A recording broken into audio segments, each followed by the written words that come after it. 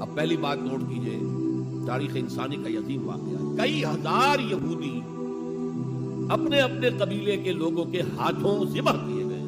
اللہ تعالیٰ نے حکم دیا اور حضرت موسیٰ نے حکم دیا، اللہ کا حکم موسیٰ نے پہنچایا۔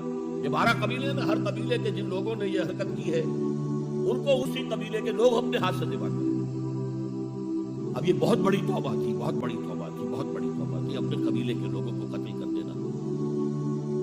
پھر وہ 70 نمائندے لے کر تمام جو بڑے لوگ تھے وہ طور پر حاضر ہوئے، اجتماعی طور پر اللہ سے عفو و درگزر کی درخواست بھی کرتے۔ وہاں اللہ نے زبردست زلزلہ بھیج دیا، محسوس ہوا اب سب ہلاک ہو جائیں گے۔ حضرت موسیٰ نے کہا پروردگار تو چاہتا تو مجھے اور اس قوم کو پہلے ہی ہلاک کر دیتا، تو ہمیں نکال کر لایا ہے آل فرعون کے پنجوں سے، تو نے ہمیں نجات دی ہے، تو پروردگار ہمارے لیے اپنی رحمت طے کر لکھ دے۔